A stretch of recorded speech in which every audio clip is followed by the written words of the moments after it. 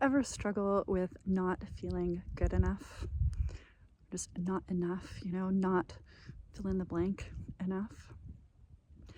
I know that this is a pattern that has really shown up in my own life, and I know that I'm not the only one.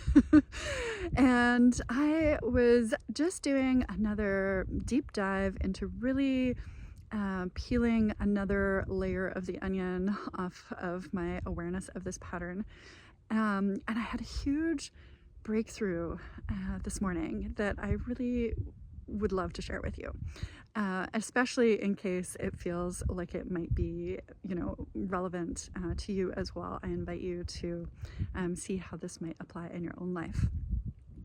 So I was thinking about this pattern of not feeling good enough, and as Dr. Claire Zammit describes, our beliefs, she calls it like a belief matrix, where we have our belief about, what we make this mean about us, ourselves as individuals, as well as what we believe about others, and what this also means about like what we believe about life in general.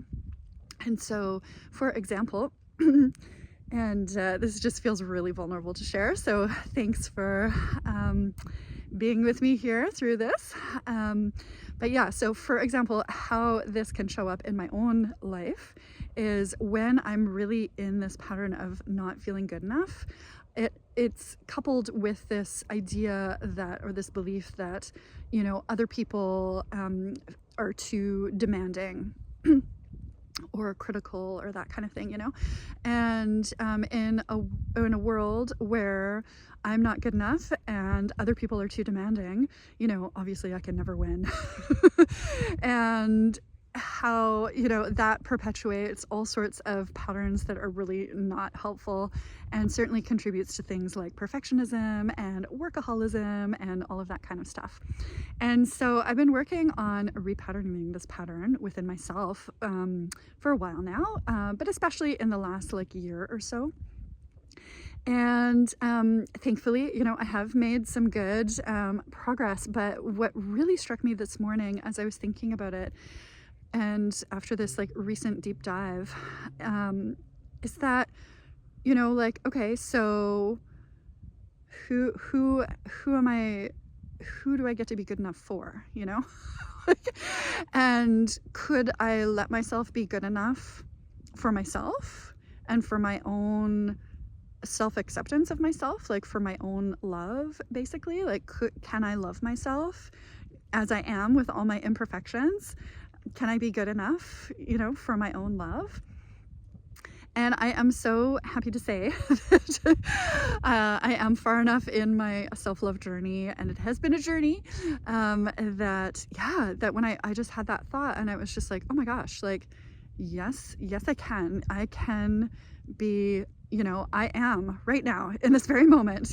Obviously we all have room to continue to grow, but right now, I can let myself be good enough to be worthy of my own love.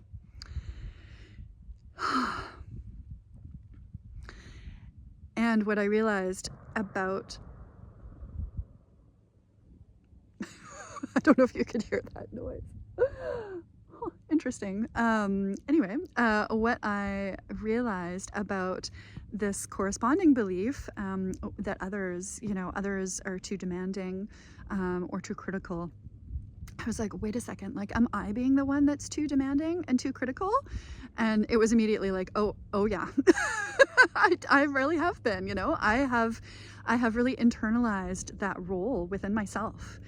And so that also felt very freeing, because I realized that I didn't have to play that role anymore if I don't want to, it's just being able to recognize it for me feels like it gives me more agency to recognize that, ultimately it is a choice, even though, some of these patterns can feel so automatic that we're not even necessarily aware of how we're keeping them in play by our own behaviors and that kind of thing. And so I am curious how this is resonating with you. I would be so happy to talk about this with you.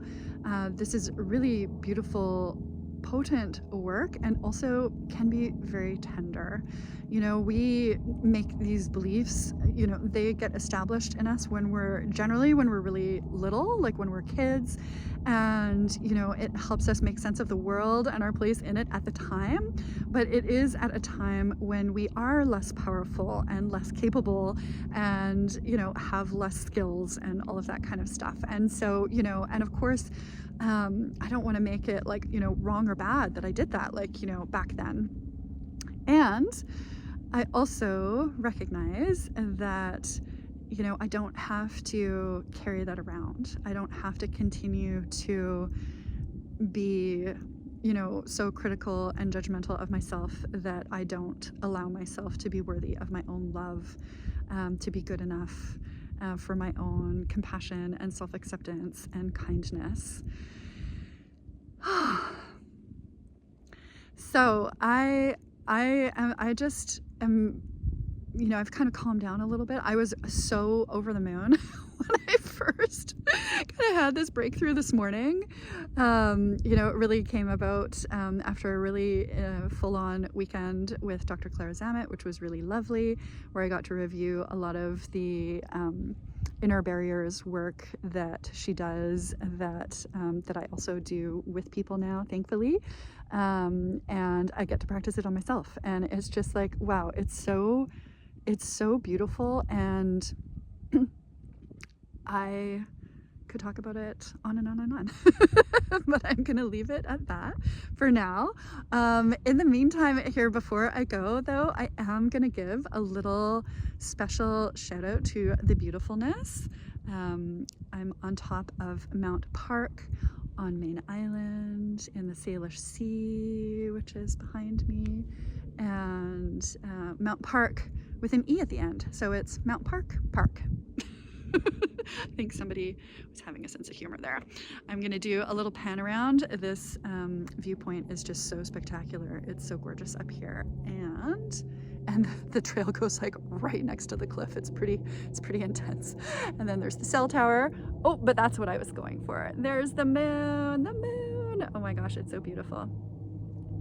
And there are also a bunch of planes that happen to go over here, so you can probably hear those too. All right, I am beaming you so much love, and wherever you are, I invite you to give yourself a moment right here and now where you consider the possibility that you are good enough, just as you are right now, to be worthy of your own love, acceptance, and care.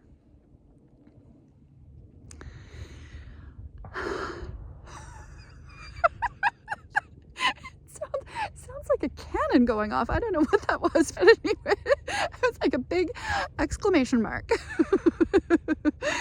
All right, until next time. Mwah.